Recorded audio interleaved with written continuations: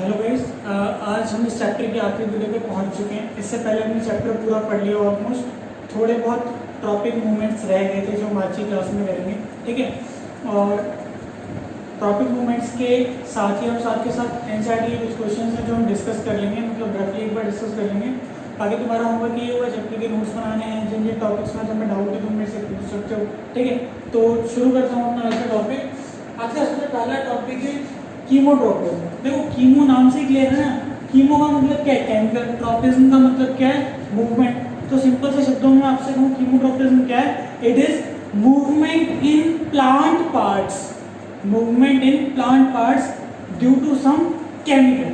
अगर प्लांट में किसी केमिकल की वजह से मूवमेंट हो रहा है तो that is known as chemotropism. याद रहेगा, movement in plant part due to some chemical is called chemotropism. तो movements in plant parts due to some chemicals is known as chemotropism।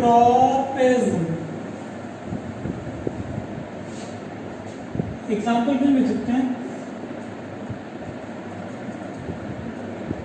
Growth of pollen grains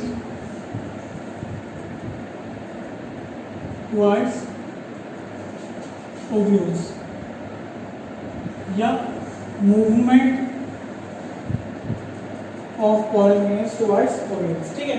इसमें भी अगर towards होगा तो positive, अगर आगे होगा तो नेगेटिव। तो बेसिक सी बात है कि कीमोट्रोपिज्म क्या होता है, याद रहेगा आपको। Movement in plant parts due to some chemical is called chemotropism. और कीमोट्रोपिज्म का एग्जांपल क्या है कीमोट्रोपिज्म का? Growth of pollen tube towards ovules, या movement of pollen grains towards ovule. Growth of pollen tube towards ovules, याद रहेगा। इसका example growth of pollen tube towards ovules. Then अगर उसके बाद मैं बात करता हूँ कीमोट्रोपिज्म की, तो प्लांट्स में कुछ मूवमेंट टच से रिलेटेड होती है, ठीक है। तो टच की वजह से जो मूवमेंट हो रही है उसको बोलते हैं कीमोट्रोपिज्म। अब यहाँ पर एक कॉन्ट्राडिक्शन है जो आप लोगों के दिमाग में बहुत ज़्यादा आएगा, क्योंकि एनसीईआरटी ने बहुत डिटेल में इसके बारे में दे नहीं रखा। फिर मैं तुम्हें समझाने की कोशिश करता हूँ, एक बार ध्यान से देखना। कीमोट्रोपिज्म अगर कहता है तो कीमोट्रोपिज्म जो मूवमेंट है ना, that is a directional movement. It has got some directional movement, ठीक है। ये जो है टच सेंसिटिव मूवमेंट है, लेकिन इसमें डायरेक्शन है। देन अगर मैं आपसे पूछता नास्टिक मूवमेंट का एक एग्जांपल है थिग्मोनास्टी। तो थिग्मोनास्टी भी टच सेंसिटिव है, लेकिन थिग्मोनास्टी में कोई पर्टिकुलर डायरेक्शन में मूवमेंट नहीं होती। इस वाले केस में क्या है, एक पर्टिकुलर डायरेक्शन में मूवमेंट होती है।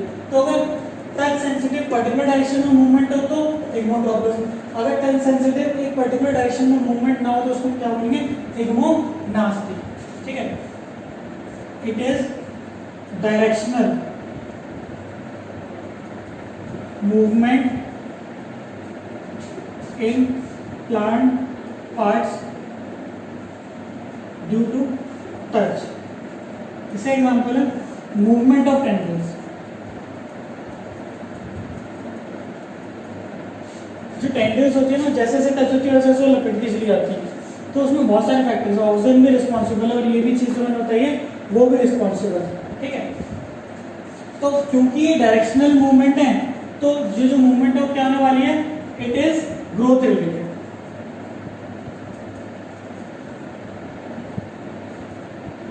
अगर मैं आपसे बोलता हूँ नास्टिक मूवमेंट क्या होती है, तो नास्टिक मूवमेंट है नॉन ग्रोथ रिलेटेड movements।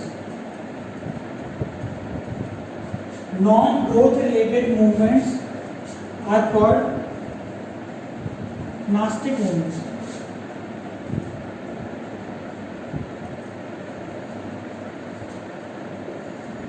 तो नास्टिक मूवमेंट का एक एग्जांपल क्या है? थिग्मोनास्टी। मैं आपको समझाता हूँ। थिग्मोनास्टिक है, ये एक तरह से टच से रिलेटेड मूवमेंट है, लेकिन बिना डायरेक्शन के, रैंडम किसी भी डायरेक्शन में हो जाता है। इसका एग्जांपल है छुई मूवमेंट, जिसे हम क्या बोलते हैं? Mimosa pudica.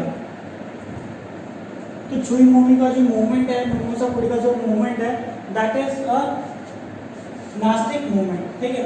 अब एक बार इसको जल्दी नोट डाउन करें तो मैं आपके पास समझा रहा हूँ और ध्यान से लिखोगे तो ये बात बनेगी। जो कीमोट्रोपिज्म आप सबको क्लियर है, कीमोट्रोपिज्म का मतलब क्या होता है?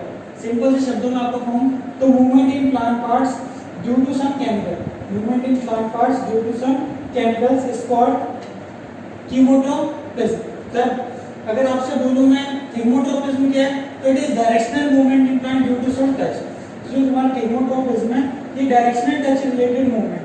देन अगर नास्टिक मूवमेंट की बात करें तो नास्टिक मूवमेंट डायरेक्शनल मूवमेंट, ऊपर जितने भी मूवमेंट अब तक 5वें नंबर तक पढ़े हैं सारे के सारे क्या हैं तुम्हारे डायरेक्शनल मूवमेंट है, जिसे हम क्या बोलते हैं स्टिमुलस वाले मूवमेंट या टॉपिक मूवमेंट। और ये जो लास्ट वाला मूवमेंट हमने पढ़ा नास्टिक मूवमेंट, ये क्या है non growth related movement. Then और ये मूवमेंट जो बहुत सडन होता है, थोड़ा सा मिमोसा पुडिका जिसे हम स्विमिंग बोलते हैं, अगर हम उसकी पंखुड़ियों को टच कर दें तो तुरंत वो अपनी पंखुड़ियों को क्या कर लेती है, बंद कर लेती है। तो जो मूवमेंट है वो मूवमेंट कैसा मूवमेंट है, वो एक तरह का नास्टिक मूवमेंट है, ठीक है। तो इसके बाद हमारा एनसीईआरटी कंप्लीट हो चुका है, ठीक है। एक बार हम क्वेश्चंस थोड़े बहुत डिस्कस कर लेते हैं, देन आज की वीडियो बहुत ज़्यादा बड़ी बनने वाली नहीं है। आपको होमवर्क में आपको पहले समझा चुका हूँ कि एनसीईआरटी के जितने भी क्वेश्चन हैं वो सारे करने हैं, पूरे चैप्टर की नोट्स करने हैं, और जो भी चीज़ें आपके समझ में नहीं आई वो आप मुझसे पूछ सकते हैं। डन, तो स्टार्ट करते हैं हम। चैप्टर है हमारा 7, निकाल लेते हैं चैप्टर नंबर 7 बहुत बढ़िया। चैप्टर 7 पे हम आ चुके हैं।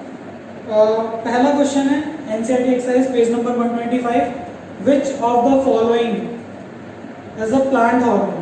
तो आपको पता है इंसुलिन प्लांट हार्मोन नहीं है, थायरोक्सिन नहीं है, एस्ट्रोजन नहीं है, तो साइटोकिनिन, या साइटोकिनिन एक प्लांट हार्मोन है। The gap between two neurons में बताया था, दो न्यूरॉन्स के बीच की गैप को क्या कहते हैं, साइनेप्स। वहाँ पर क्या होता है मैसेज ट्रांसफर, पहले न्यूरॉन से दूसरे न्यूरॉन में, किसमें केमिकल इम्पल्स, केमिकल के फॉर्म में। The brain is responsible for thinking, regulating heart beat, balancing the body, सारे काम करता है, that is all of above. What are functions of receptors in our body? Think of situation where receptors do not work properly. देखो मैंने बताया था जितनी भी सेंस ऑर्गन्स हैं सबके सब में रिसेप्टर्स होते हैं, और रिसेप्टर क्या करते हैं, एक्सटर्नल इन्वायरमेंटल चेंजेस को डिटेक्ट करते हैं। अगर हमारे शरीर में रिसेप्टर नहीं होगा तो हमारे आस पड़ोस में क्या हो रहा है, सपोज करो कोई बाहर से चला भाई भूकंप आया, भूकंप आया, भाग, और मेरे कान के रिसेप्टर्स काम नहीं कर रहे तो मैं सुन ही नहीं पाऊंगा। आई बात समझ में? अगर हमारे शरीर में रिसेप्टर्स काम नहीं करेंगे तो समझ जाओ सेंस ऑर्गन्स काम नहीं करेंगे। तो क्या होगा, 2-3 एग्जाम्पल लिख लेना, 2-3 क्या कोई एक एग्जाम्पल लिख के समझा देना, ठीक है। Draw a structure of neuron and explain its function. मैंने न्यूरॉन बनाया था, ये आपको कर लेना है। How does phototropism occur in plants, ये इसमें ऑक्सीजन वाले एग्जाम्पल देना है। सनलाइट जिस तरफ होती है ऑक्सीजन उसके अपोजिट तरफ चले जाता है, वहाँ की ग्रोथ कर देता है तो प्लांट सीधी साइड की तरफ बेंड हो जाता है, that is how phototropism occur. Which signals will get disrupted in case of spinal cord injury? तो स्पाइनल नर्व्स की जितनी भी सिग्नल्स हैं सारे के सारे क्या हो जाएंगे, रिफ्लेक्स एक्शन के जितने भी सिग्नल्स हैं वो क्या हो जाएंगे, रुक जाएंगे। तब spinal cord injury with signals, तो ये जो मैंने बताया आपको जितने भी स्पाइनल नर्व्स हैं उनके सिग्नल्स वगैरह क्या हो जाएंगे, अटक जाएंगे। क्या एक बार इसको आप देख लेना करके, नहीं समझा तो बता दूंगा। आगे है how does chemical coordination occur in plants. तो इसमें थोड़ा बहुत फाइटो हार्मोन्स के बारे में बता देना और थोड़े बहुत सारे हार्मोन्स के बारे में बताना है। What is need of system control and coordination in an organism. Control and coordination की वजह से तो हम अपनी एक्टिविटीज कर पाते हैं, कंट्रोल कोऑर्डिनेशन नहीं होगा तो हम एक दूसरे को कॉन्टेक्ट नहीं कर पाएंगे, हम चल नहीं पाएंगे, वॉक नहीं कर पाएंगे, सोच नहीं पाएंगे, समझ नहीं पाएंगे।